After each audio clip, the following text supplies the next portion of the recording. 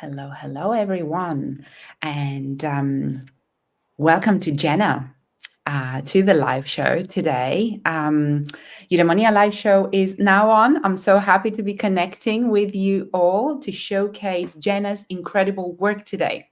Welcome. Thank you. It's lovely to be here.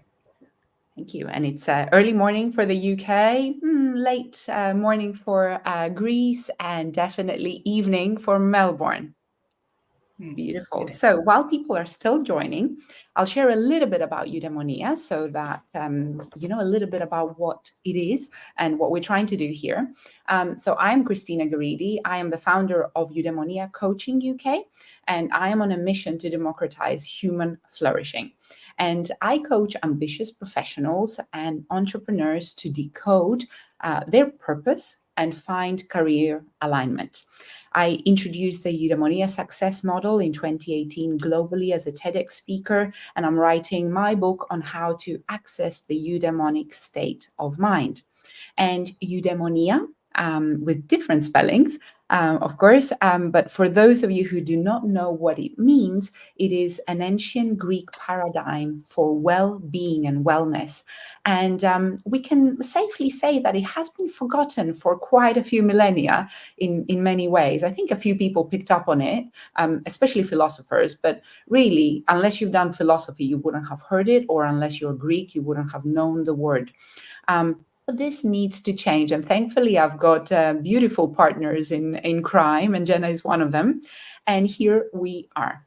My clients, and as I call them, eudaemons, people on the eudaimonic path, basically, are making a leap daily to self-actualize and lead their lives authentically.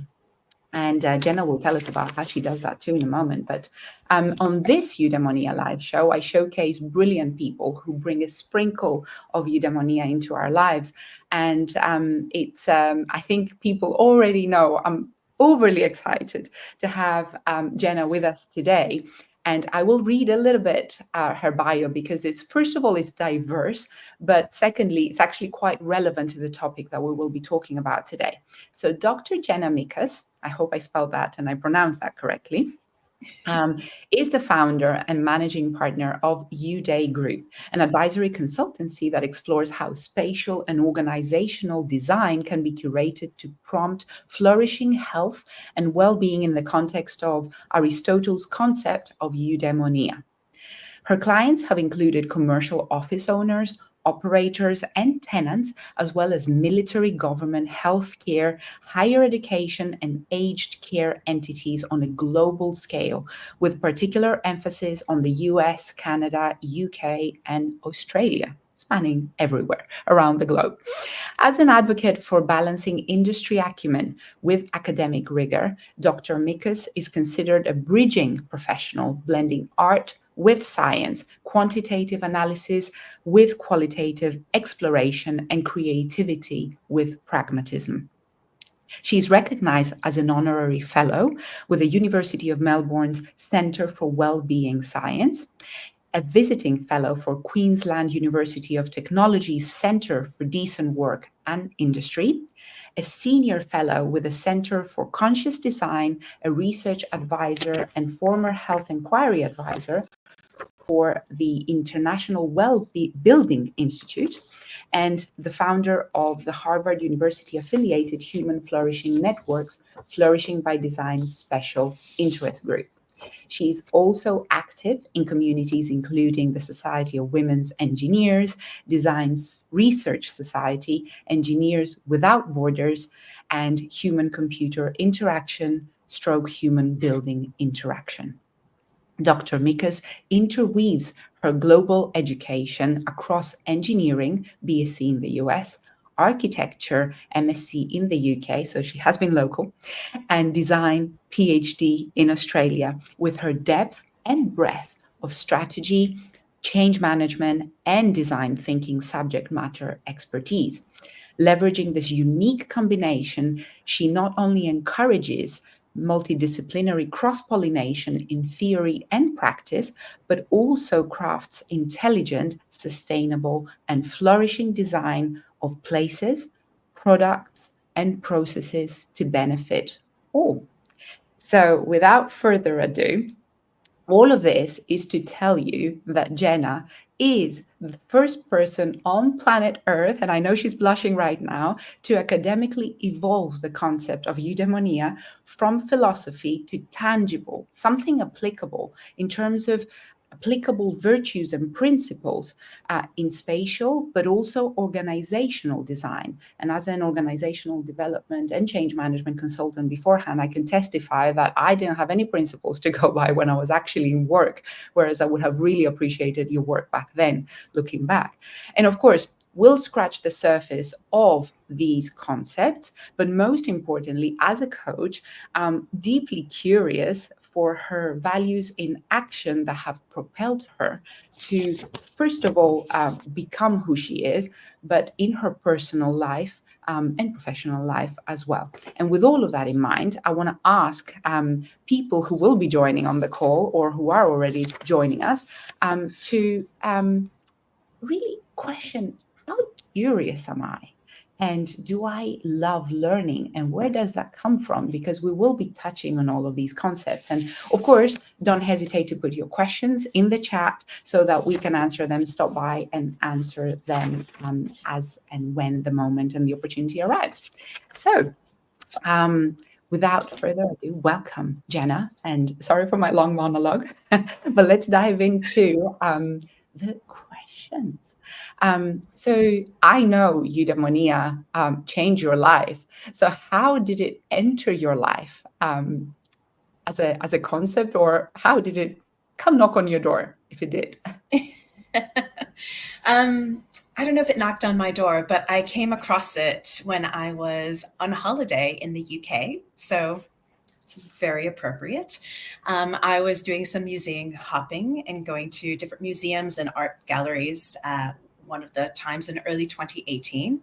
And when I was reading some of the information at a couple of displays, I came across the word, and I didn't really know what it was, and I couldn't even break it down in a way that, I could figure out etymology or anything like that. So I took a moment and had to Google it, and it was just really interesting and how it struck me.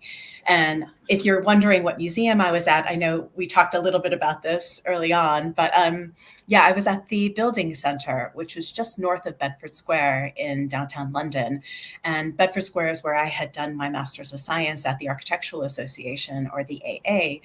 And the Building Centre was always this just lovely breath of fresh air that I would sometimes just drop into when I was doing my program of study, almost 10 years prior. So 2018, it made sense that I found myself in London. So of course I would go to the Building Centre, and just reading something about health and well-being in buildings or something along those lines, that one word just really, struck this light bulb moment for me. And I had been doing a lot of design futuring workshops for ages. First, initially, when I was doing very large firm strategy consulting with Accenture and Booz Allen, the first decade of my career before transitioning to built environment work. And then the second decade of my career focusing more on looking into design futuring from a spatial perspective as well as organizational. So when I really took a moment to think about how could we conceptualize how to design buildings better and consider spaces more intentionally for people's health and well-being, what the one way that I thought we were really lacking was having an inspiring goal to work towards, and not just think about, how can I be happier in that space? How can I be more productive? I really wanted to look at it more comprehensively, not just from a physical, mental, or social point of view, but something that encapsulated everything. And that's really where I found eudaimonia just ticked all those boxes for me. And the more I've learned about it over the past few years, the more I feel that that's very much the case. Oh, wow. What a way to encounter eudaimonia, and how, when it does come into our lives, I think it just changes the whole DNA of how we're wired. Very inspiring. Thank you so much for sharing this. And I do believe that, it's so difficult to have something more encompassing and something that humans actually strive for. And it's universal as well, because, we're all striving to be happy. of course. We're all striving to be healthier, but actually, what if there was a more comprehensive roadmap and a way in which we could, wire everything that we do, from how we walk outside our door to walk our dog, to actually how we work every day. Fascinating. And when it does enter us and changes us, eudaimonia, as we know. So tell us a little bit about how eudaimonia then started really reshaping, may I use the word, your career and your life, because up until then you didn't know it, and then suddenly it changed everything. So how would you say, what were some of the perhaps decision points you had to make in order to navigate the new you? How you became eudaimonic, and you had to pursue it and bring it into life, from intangible concept to actually being able to apply it on a day-to-day, spatially and organizationally. Yeah, it was a very personal and professional transformation that I went through. And at the time that I came across it, I was in London because I had just left a job where I was doing mostly smart, sustainable strategy work in buildings. And I liked that approach. I loved working with clients to explore what the next future possibility might look like and feel like. But it was very tech centric. And I didn't like the idea of thinking about technology as a panacea, where it would basically just be digifying everything because we could, or throwing money at a problem. I wanted something that was going to be more experiential and intentional. And so when I came across the concept, it also met that need within my own life, giving me a sense of purpose and meaning. But also, as I learned more about the concept, it had that aspect of intentionality within design. And that very much came out of my PhD as well. But I don't want to get ahead of myself. Because of the word, I hadn't really been thinking about PhD until I came across the term. And, because I was at that kind of transition point in my life, I was thinking, what am I going to do next? I think I'm going to start a consulting firm. And I was grappling with what the name might be, or what the mission, vision, values, and the branding might look like, all those good things. And because this seemed like such an idyllic thing to shoot for, I felt like having something along the lines of Eudae Group for eudaimonia would work quite nicely. And most of the work had been always consultative that I did. So I could always do the consulting and the advisory perspective from this Eudae Group kind of level. And then I also had really smart clients who were asking me questions about, where is health and well-being design work being done well in the world? Do you have case studies? Do you have white papers you could point me to? And honestly, at the time, it was still rather new. In 2014, the International Wellbeing Standard was kind of taking shape, and, over time, Fitwell was as well, with the General Services Administration, and, different things along those lines. But at 2018, it just wasn't really part of the everyday conversation.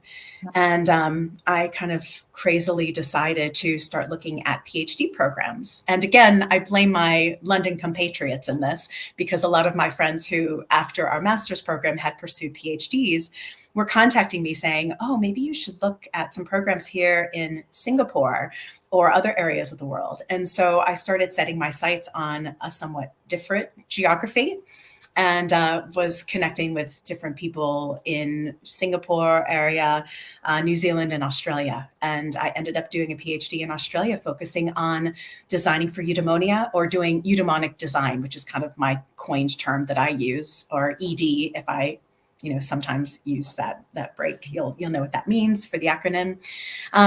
But yeah, it was very much the focus of that change in my life. And, still to this day, I find it to have resonance. And, what are we, 6 years later, it's kind of unreal that still is something that very much speaks to me. And the more I dig into the details, whether it's from a philosophy or a psychology point of view, it's always something that is interesting, and something that I could take something slightly different from, interpret, and still have applicability in a really interesting way that changes me, maybe my collaborators, and oftentimes my participants as well. So that's been quite fun. Wow. And I want to keep from what you shared with us about the intentionality. And I can definitely see how you're bridging a massive gap. First of all, that spatial aspect and the organizational aspect, the business side of things, didn't exist in academia. And you're the first one who managed to bring, that to it, that those principles into it. And we're going to talk a little bit about that in a moment. But that intentionality and that ability to connect with purpose is what eudaimonia does to us when we encounter it. And I think what a way to navigate that striking moment and include it and allow it to lead you and let you flow in those states of mind as well, of creativity. Thank you for sharing that. So more tactical question now, because I'm sure we're going to have a few, more architectural design and engineering, audience as well tapping into it. So let's check Jenna's, approach on that. So can space influence human flourishing? And if yes, how? Oh, yes, it definitely can. It's interesting because before COVID, this was something that was very well known and, something that a lot of us were already really focusing on in work. But of course, COVID brought a lovely shining light to this understanding. So I really appreciate that. But just to give everybody a little bit of understanding, I'm one of 25 global research advisors for the International Wellbeing Institute. So I've been a member of that group for quite some time. I've been a well-accredited professional for quite some time, but I try to maintain an objective stance for the advisory work that I do. And it's really focusing on work that's about health promotion in buildings and not just looking at disease combating, which of course is its own pathogenic response. So I like more of a salutogenic response, which is that health promotion idea.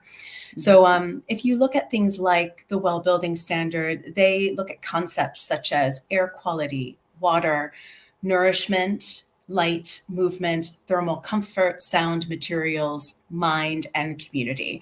That's all based on version 2 of the concept. So that has evolved over time and taken on more inclusive design standard interpretations.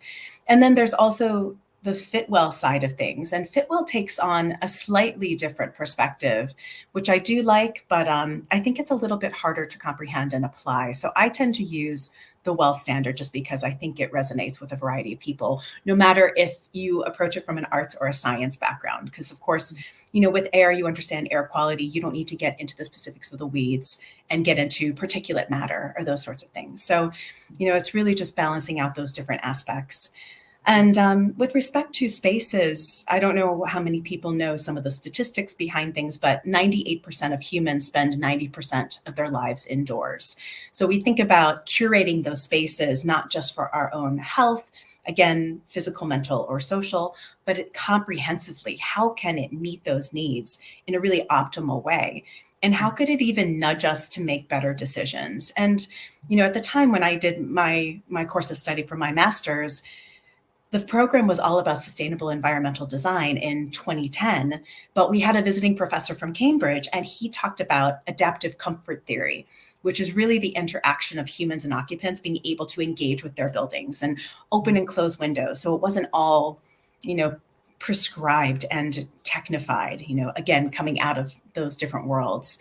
So, understanding that health and well-being is, of course, really important with spaces. It's not just the spatial influence. A lot of times it's the digital emphasis. So I like considering phygital environments, physical and digital, but not forgetting that the people are part of the space and that they, of course, play a role and that we are designing for them. A lot of architects focus on really beautiful buildings and, God forbid there's a person in the rendering when they're trying to sell something. And I really try to emphasize more the people who occupy the spaces. How can we curate experiences for them, not just, a transactional interplay of a day in the life journey? What might that journey map if we really intentionally thought about every step along the way, stopping and really just being in a space and seeing how it could influence us. So, it's all those different things that come together. It's curating for health and well-being. It's avoiding siloed approaches. It's understanding the mechanics of the engineering, but also, the aesthetics of the architecture, and delivering that in a way that is optimal. And that's where I bring in some of my change management and strategy background as well. It's, helping to have those bridging perspective conversations and taking on both the arts and the science perspective. So all those different things can come together and be realized for the benefit of the occupants. Yeah, that amalgamation of your engineer background, but also thinking about, I'm going to speak a little bit of technical jargon now, but the use cases, what people do when they're in an office space, in a common space. And a LinkedIn user, I can't unfortunately see the name, but someone says, I just hope the personal office space comes back. And definitely it should come back curated from a human-centered point of view. And what are the use cases of what people do? How do they interact? What would foster more, a fruitful interaction, perhaps, and more, eudaemonic state of being. I never thought this existed until I met Jenna, so you can tell I'm overly excited over here. Thank you for explaining that step by step, and no wonder I can understand why your clients are at those institutional levels, because when you have to look at the life cycle of a building, of its use, and how you can evolve it, especially in the UK, where we have very old buildings that have evolved in terms of their use over time, over centuries, perhaps, universities and so on. It's quite important to be able to evolve with how humanity evolves. I mean, I'm sure when University of Cambridge and Oxford, had,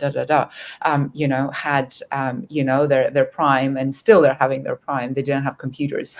They probably had more typewriters before, they had computers, and now, computers are becoming smaller, and, screens are becoming more, interactive, and, but that's just the technology aspect of it, is how we interact, as you were saying, with the building, with technology as humans is the most important core element to that. So tell us then a little bit more about your signature Eudaemonic co-design in our space. Are there any virtues, to use Aristotle's, language on, how to achieve eudaimonia, if there was a term like that, but how to lead by those principles and virtues? How would you kind of summarize it for us to make it a little bit more tangible for us human people to understand what eudaimonic co-design means? Yeah, so I might step back just for a moment and provide just a brief overview of even the PhD work that I did. So when I started my PhD, I had always done very quantitative approaches to the work, whatever it might be, except of course, working with clients for collaborating and doing design visioning, what people wanted to experience. But, oftentimes at least having a quant plus a qual approach to balance those subjective and objective elements out. But when I did the PhD, it was in the middle of COVID. Oh, I just heard something. It was in the middle of COVID, so I ended up very intentionally deciding to focus on qualitative and explore things from a design perspective.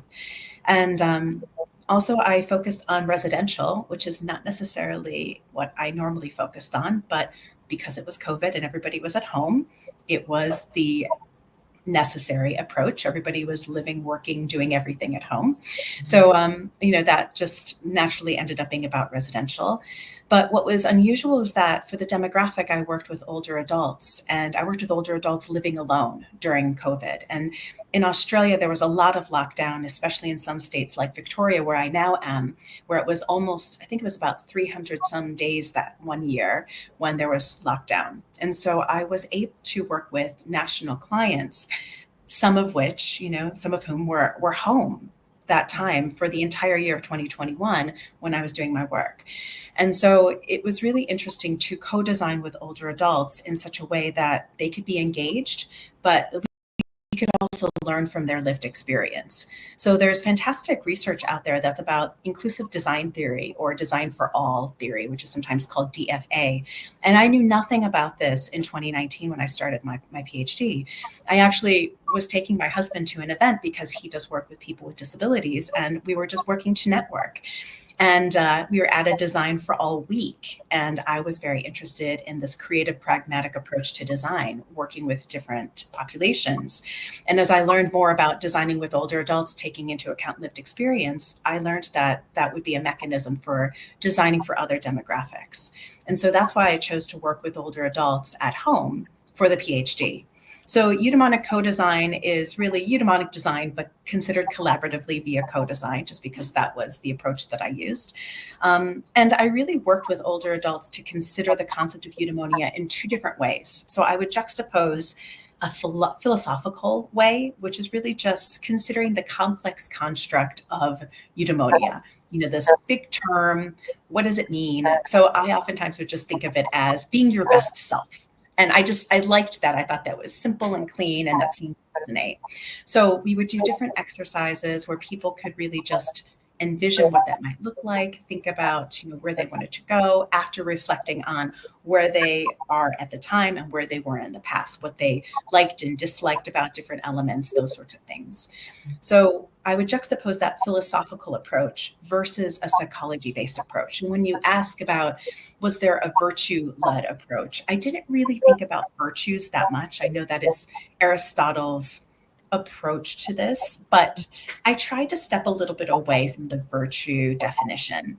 But I did, when designing for psychology, consider self-determination theory, which kind of touches a little bit on the virtue-led perspective. And so it's thinking about the different aspects of autonomy, competence, and relatedness. Those are the three tenets of self-determination theory, or SDT. And so what we did was, in addition to designing for eudaimonia as this complex idea, we also considered how can we design for autonomy and then relatedness and competence.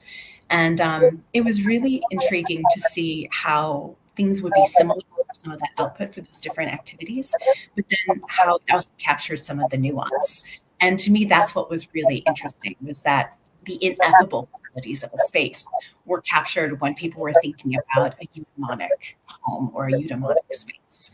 And, a lot of times, I think maybe because we're in Australia, there was a lot of emphasis on light, not just light to be able to do tasks at hand, but, really just being driven by the sun and having that, soul healing quality of warmth and having that within space. And then some of the conversations that spurred on. So, from that perspective, there were definitely different pieces that would come into play from the philosophical versus the psychological approach to eudaimonic co-design. But with that work, it also resulted in some principles and a model, which I'm happy to talk through if you'd like. Go for it. Quickly walk us through it, because I know it's quite unique and, specific. So if you quickly want to say some of the titles and some of the headlines, and then if anyone has a question, we can perhaps dive into it. We have a question here, and I'm going to show it on the, is it a question? Someone on LinkedIn, thank you, says autonomy, competence, relatedness has shown to be insufficient to motivate and empower. We also need admiring, loyalty, broad access to goodwill, even from unrelated people. And we need a sense of progression of the whole and a sense of certainty about the future. And I think these were not the only principles that Jenna, of course, focused on, but there were some of the segues in which she tried to meet the philosophical model and, the eudaimonic co-design. So I think you will be interested to know the 9 principles that really allow for eudaimonic co-design. But I'll let Jenna speak to us. And then if you do have a question, do come back. You're absolutely right. Autonomy, competence, and relatedness alone are not enough to motivate and empower people, for sure. I don't know if, Jenna, you believe the same, but they were not the only principles. Yeah, and I think I'd be curious to learn the study that comes from, but I was really just trying to simplify because, of course, with PhD, things get so complex so quickly. I just wanted to interrogate what design aspects could be. The world is broad, and all that they tell you when you're doing a PhD is narrow, narrow, narrow. That's why it became about older adults at home. So yes, definitely appreciate that perspective. One thing that did come out of my study was not just principles in a model, but the recognition of the intentionality of praxis. So my goal was to have principles that would help to inform how you could design eudaimonically at home, and not just consider that in the perspective of designers, to inform designers to do that better. I wanted to democratize design and be able to have something that would come out of it that could be usable by my participants, or really whoever wanted to put those things into practice. And as we were thinking about autonomy, competence, and relatedness, I wasn't asking anybody to do anything along the way other than just the necessary activities of the workshop or the different cultural probe activities that I sent to their home, which was, drawing exercise or photographing sorts of things. But despite that, there was an unintended consequence across all the participants. And this included my older adults, as well as some design professionals that I brought in later on who were designing for their older adult selves. All of them had this takeaway, which was wanting to make themselves better. And it manifested in different ways. Sometimes people wanted to get plants after seeing my Dracaena behind me being on Zoom calls. They would call their family members and say, oh, I really feel like we need some more biophilia in my home. Can you maybe help me with that? And it helped them to foster that discussion and build connection. It also built connection biophilically by having this nature aspect in their home. And then there were other people who felt motivated to take on projects that they had been procrastinating for years. There was one person who had boxes of tax information and files in one of the bedrooms, so much so that they couldn't even go in the bedroom. They would just completely leave the door closed. And they told me after phase 1 alone that they felt compelled to do something. They wanted their space to be happier and healthier and not stress them out. So there were a variety of stories like that, people going back to school, those sorts of things that they would oftentimes share with me one-on-one. And that was a huge takeaway of the PhD. When I was presenting to my final seminar a couple of years ago, what was the main finding was not just the principles, that everything that was the intention of my work. It was the intentionality of the praxis and the fact that we were considering autonomy, competence, and relatedness along the way, and maintaining respect and collaboration, and not having me be an expert to interact with people, but having them be their own experts of understanding where they came from and what they wish to achieve. So yeah, I definitely understand that question. I think that's, fantastic observation. But it is interesting, even though I was a little bit hesitant to think that it could intrinsically motivate, by designing for ACR, SDT, whatever you want to call it, autonomy, competence, relatedness, sometimes it's called ACR, it did somehow have these unintended consequences. And I haven't quite interrogated what that looks like, but I do consider those always in the back of my mind when I engage on my consulting projects, because it does seem to be helpful. And that's been great. So I will connect there a little bit and say that actually it's so interesting that the kind of guidance was autonomy, competence, and relatedness, but your intentionality and the experiential and your definition of eudaimonia as creating our better selves, I think you said at the very beginning, is such a strong intention. Without that striving, almost, there wouldn't have been the qualitative, side effects. You can consider it in relation to your research, but actually, I think the most important and rewarding aspects of your work were not the principles, as you said, and there are 9, and you can quickly go through them, but it was all the richness of that experience that people shared with you, that designing for experience of the person who wants to design, even designers for their older selves. I love that, and how you had to bring designers in who are able to decode what people are trying to do when they're designing for themselves in the future. And I never considered that, but actually, in a way, I can learn so much from your research, because as a career stroke purpose coach, which is the common term that I use for my eudaimonic coaching, is people are designing for themselves and for their future of who they want to be, and live in alignment and authenticity with that, and integrity with that. So I absolutely am so curious to hear, okay, from a research point of view, you had to come up with something that you can say was the cherry of the research and say, okay, on thesis, but actually the whole background and experiential storytelling from everyone and what that meant for them, the deeper meaning is the juice, I think. And there's so much to be to be enjoyed and produced in that aspect from every human life that gets engaged in the eudaimonic path. Bringing us back to the conversation, because I think the person who's joining us and asked that question perhaps is probably looking for a little bit of the cherry of what was the research, what were the principles in the end, were they the only ones? It's insufficient. So yeah, shall we spill the beans? Sure. Yes. So the 9 principles were all done on continuums, which was slightly different. I didn't really anticipate doing that, but as I was working through things with the findings of the co-design group, that really seemed to make the most sense. So each idea was co-established, extending between 2 dimensions of a core theme. So for example, there was cleanliness and organization, and that was one. And then there was safety and security, which was a second. And then maintainability, reliability, logic, intuition, flexibility, adaptability, comfort, familiarity, privacy, connection, and ecology, sustainability.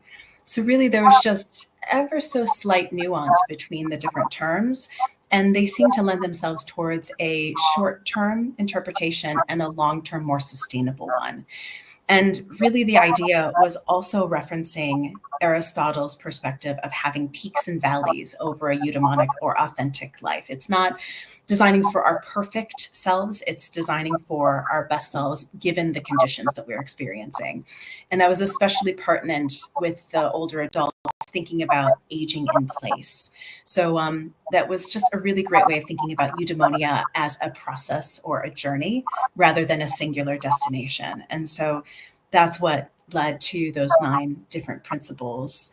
And it really it seems to resonate. And while it was an output of the PhD and did result in the model, I don't necessarily reference them in my Eudae group work day to day. It's not like something all of my clients get is, here's a report that references the 9 principles at all. It was really just something that I found to be true at that time. And I still think have roles to play when doing eudaimonic design, especially when you consider all 9 comprehensively. But they're really just guiding pieces. And they could be found too with in my PhD, which is online. Thank you. And I do like the way you organized it for the more analytical minds in the audience. They're almost like ingredients, like spices you can put here and there depending, but also it's really landing on me after you shared this, because having worked as a consultant with social services, really talking to the people who have to help elderly redesign their life to be able to adjust to aging, to be able to age in their own home, which is the best thing that most elderly people prefer, and allowing for that without criticizing ourselves. And now my coaching side comes in, right? Because there's so much criticism, there's always so much money and drama involved, families and social services and so on how we can adapt the house. And I think there's so much to be learned from designing spaces in a way that we can adjust them and change them so that there isn't that drama, that emotional drama that normally we associate with as we grow. And definitely looking at my house right now, I'm thinking that's not designed for elderly for sure.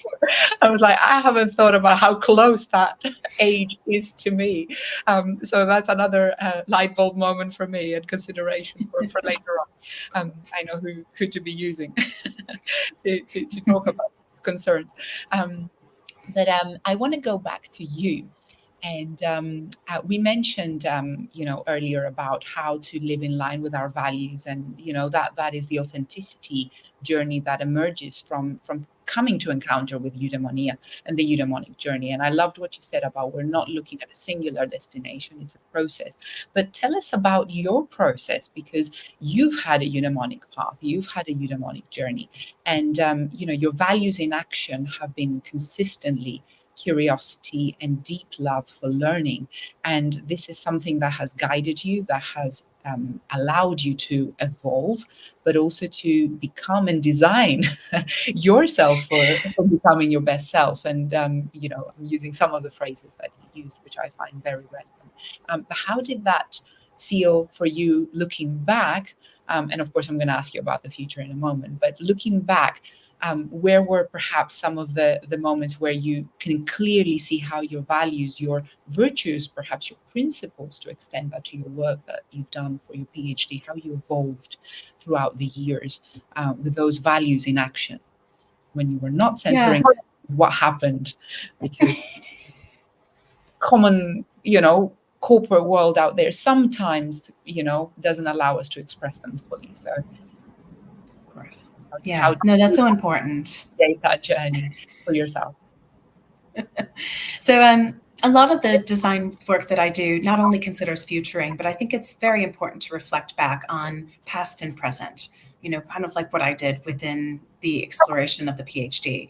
And I tend to do it on a regular basis with myself. I don't know why, but that's always just been something that is interesting. How can I make myself better? I blame some of my engineering upbringing because of Six Sigma black belt. I was Six Sigma certified. So, I constantly want iterative improvement. How can I streamline things? How can I make them better? How can I make myself better? This is just a different way of thinking of it. But I think part of just this curiosity comes from my upbringing. I was actually reflecting on this earlier from when you and I were chatting. But when I grew up, my favorite books were these books called Tell Me Why. It was Tell Me Why books. I tried looking them up. They still exist, but they're hard to find. But it was these beautifully visualized aspects of all kinds of questions. So, whether it was biology or mechanics or whatever. And it was just understanding how things worked. And I think that says a lot about when I was young, what was something that was just, planting that curiosity seed in me.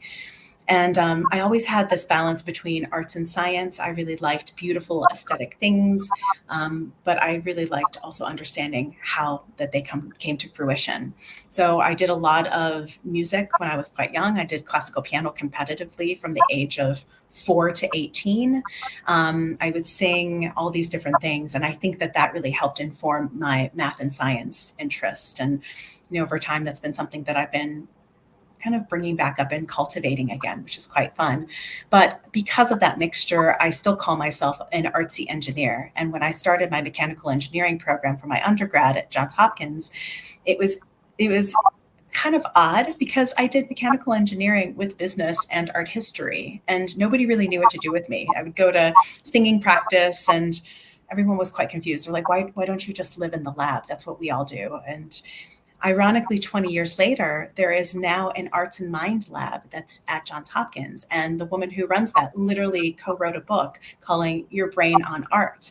And it's just so poetic to see this interest in neural arts now and how some of that scholarship is informing how to do design better and have intentional spaces, which actually was a summit that they hosted in Washington, D.C. last year, that same group, all around this intentionality of space and design. So I think, that was very formative for me to be able to bridge all those different ideas and interests at a young age, and then continue to see that throughout my career. So, starting out by doing consulting, I liked the problem solving aspect of it. Again, thinking through the design as well as the business logic and strategy behind ideas. And then when I found myself at the Australian Tax Office around 2009 there on a project, I was more interested in the building I was in than the work that I was there to do. And I wanted to start focusing on sustainable design as an industry, in architecture that I could focus and apply some of my strategic background in. And, that was really where everything came together for me. And I appreciated the different approaches of architectural science and engineering and building physics, whatever you want to call that. But then again, also that understanding of occupants, their behavior. It was the Tell Me Why books all over again, just from a complex point of view in the built environment context. And, every year, every month, every day, I come across new information. And I oftentimes, when I go through my career storyline, there were a few different game changers. The first of which was coming across eudaimonia. The second was coming across a Financial Times article, which I have slightly out of reach, but it was about house and home and environmental psychology around that same time. And that was really transformative for me. And, it was really just always thinking about what resonates for me, what's something that I've always felt And why was that? So like when I studied in college, there were spaces I felt better studying in. And then later on in life, I was able to realize why that was and get into the details. And now I almost reverse engineer some of that logic, thinking about how I can do some of that more intentionally, not just when curating spaces for me or my clients, but also when, interrogating it via research, or also just doing things that interest me in life. Like some of my neuro arts things, I'm now singing and playing piano and doing things again now. So it's that curiosity, love of learning that continues to feed me and helps me with teaching as well. So that's been really nice to have come together. An interconnection and interweaving. Thank you so much for sharing this experience. And two things came to mind as you were sharing. Da Vinci, of course, was similar. He was an artist, yes, and of course a scientist. And it just happened that I went, I think, to the natural history science. There's a science element at the back of it, I think, in South. And I remember going to that. And now that you're talking to me, I was like, oh my God, this is exactly, the struggles that Da Vinci went through. And especially because he's the first creator of a CV in our world, career coaches, the first creator of a CV was Da Vinci, trying to kind of, put something on paper about what he can do. Like basically I can do everything, but what you will find valuable in my history. It's such an unfair way to try and collect the ability of someone and its potential to grow, to become their best self, following curiosity and love for learning. Quite a difficult thing to package, for sure. And the other thing, as you were saying, how you are reverse engineering, how you became interested in the tax office of Australia as a building rather than the project you were doing, that really struck me. A friend who deals with autistic children. She's a teacher, but she also allows parents to educate parents about how their child's brain is wired. Said to me, and this might resonate with you, you probably already know this, regarding the Financial Times article you were just talking about, that Gaudi apparently has designed for autistic children. His buildings are so autistic friendly for children who have autism, and they feel very safe and secure in his buildings apparently. I don't know if this is true or not, but this is one of my friends, Asia Dimitrova, who mentioned this to me and has stayed with me. Because actually, when I go to Barcelona and I am immersed in La Pedrera or, Sagrada Familia, whenever I get it, the ability to get in anyway, because it's so busy, I actually feel some sense of calm, and I'm not even, at least I'm not diagnosed as being autistic, but there is a sense of calm and groundedness when I am in those buildings, rather than, apart from they're beautiful, there is that sense of feeling good to keep going back for some reason. And there's a mythical thing that keeps pulling me back to those buildings. So maybe that's something to explore. It's really interesting. I hadn't heard that about Gaudi, but it makes perfect sense when you think about the tactility and the colors and all those different pieces and how they come together formatively. But thank you for sharing that. In Barcelona, and we can meet up for coffee, for a cafecito.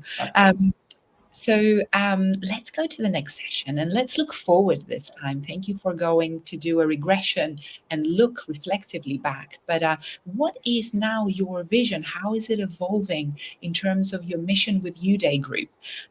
Because I know you're the core, but also you've got all the research, but also the consulting expertise and experience to be able to significantly shape the future of how eudaimonia is perceived and applied, in the future. So tell us a little bit about your views and your mission in this.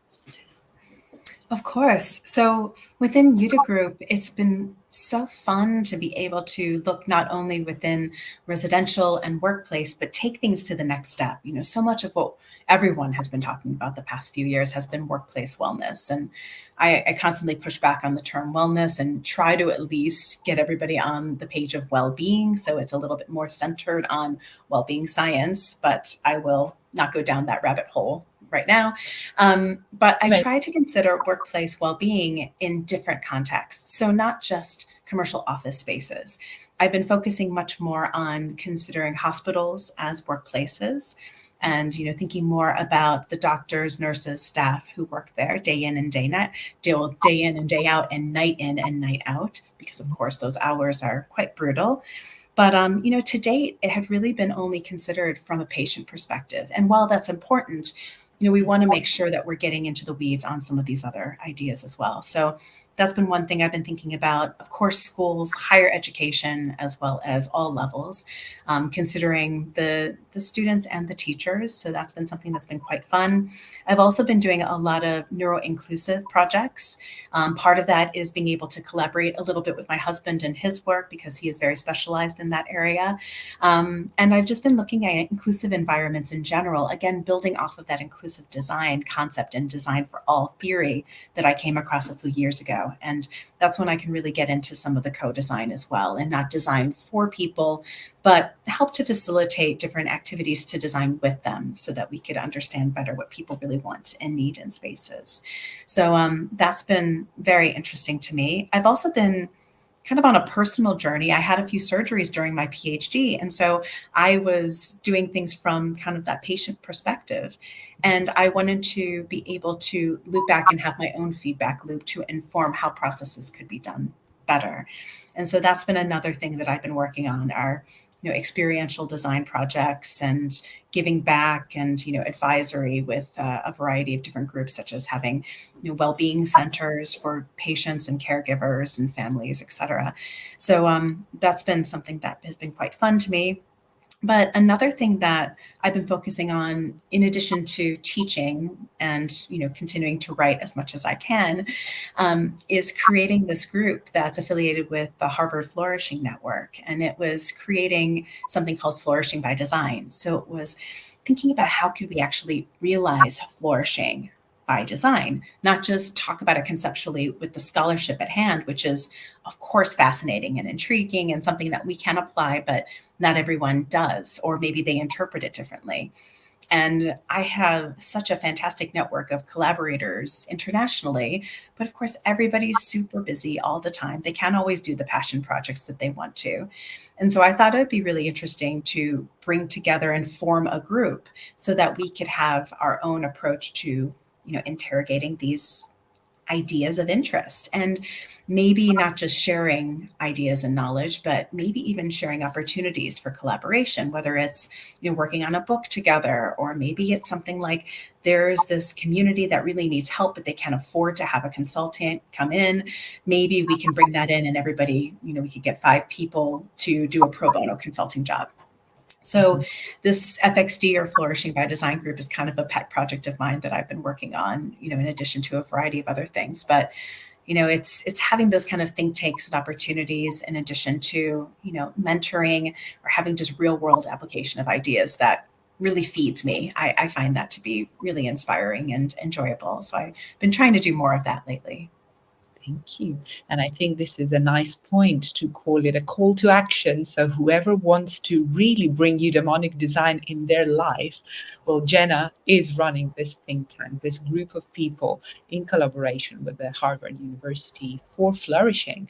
And I think, if you are working on a office design, for sure, or if you are renovating a home, or if you are actually involved with a care home or community center, or anything that you believe, and now that you've heard that science backs up the what used to be a loose hypothesis that yes, space could influence people and brain development, well, it does.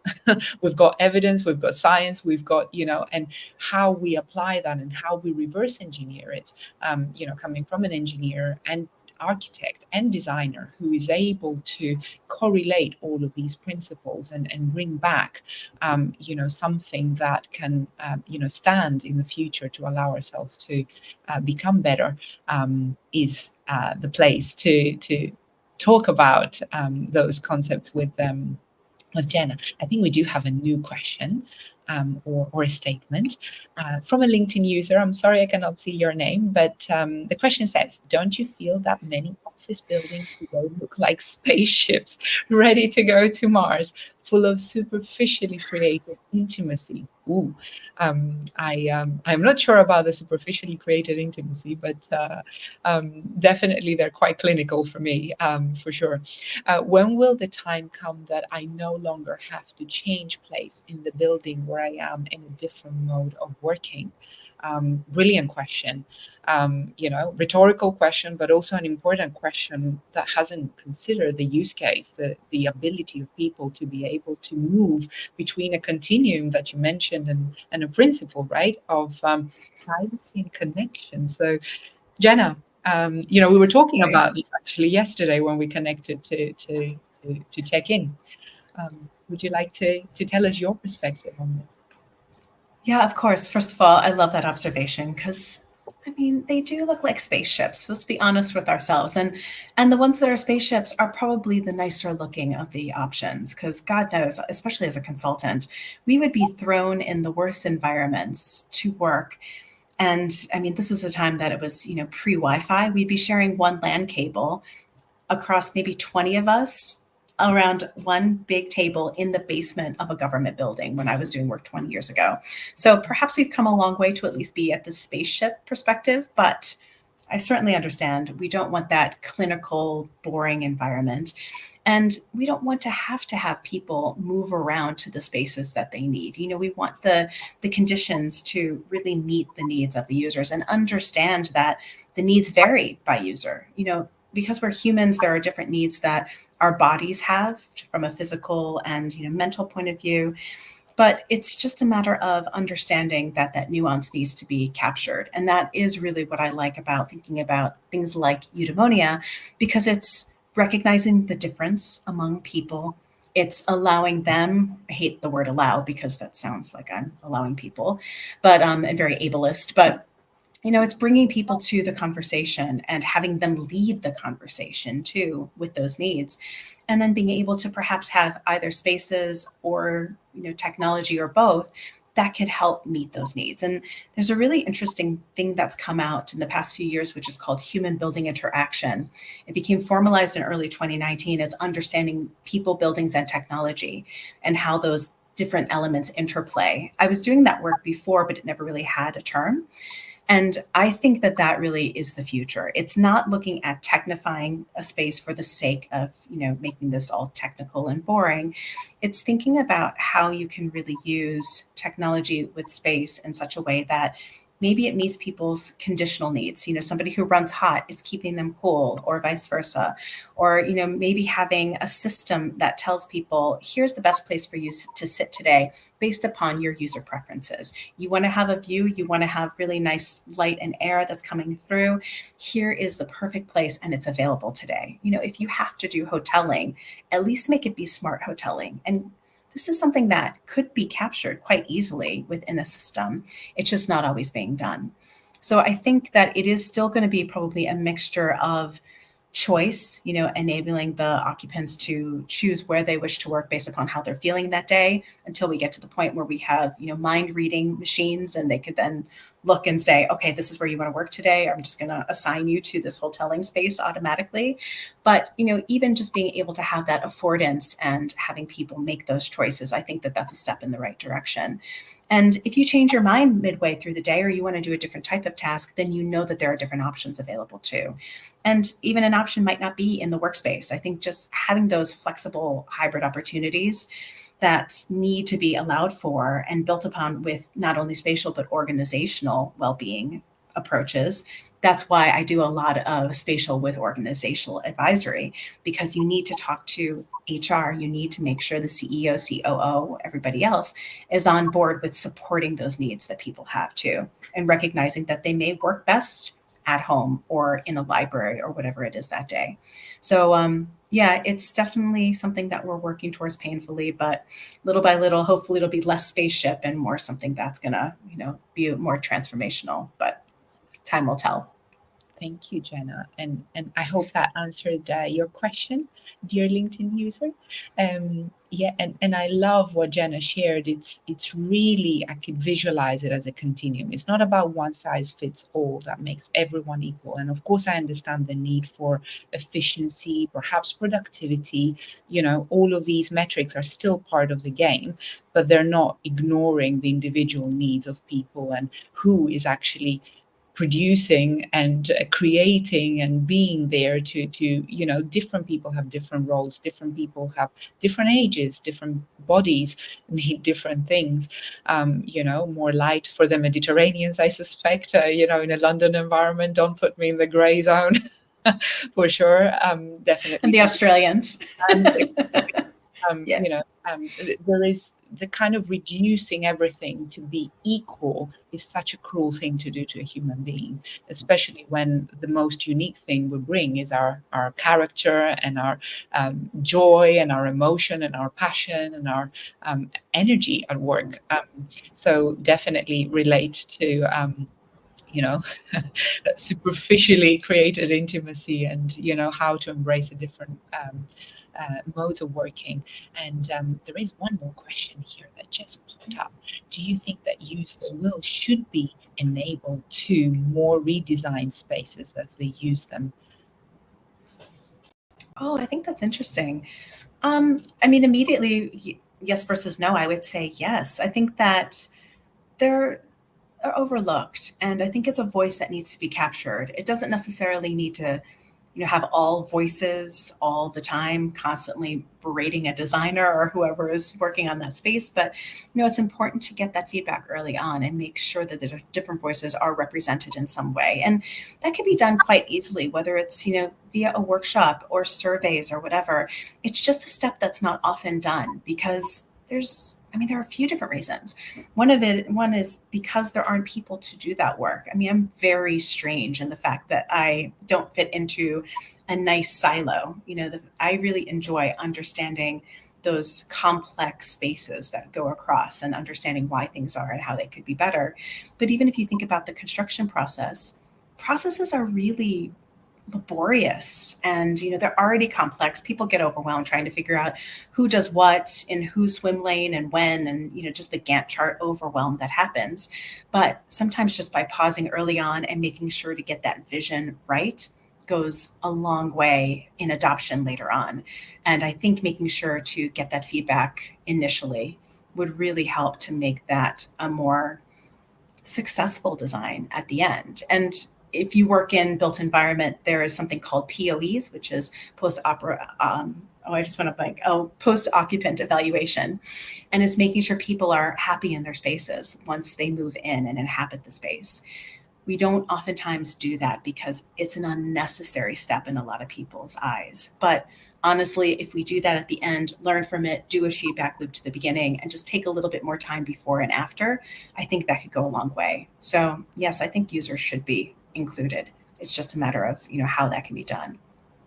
I absolutely love this question, and that leads back to Jenna's research and how she ended up doing co-design, how she ended up bringing designers on board. That was not the plan, and how she evolved it because the need was there and she heard it.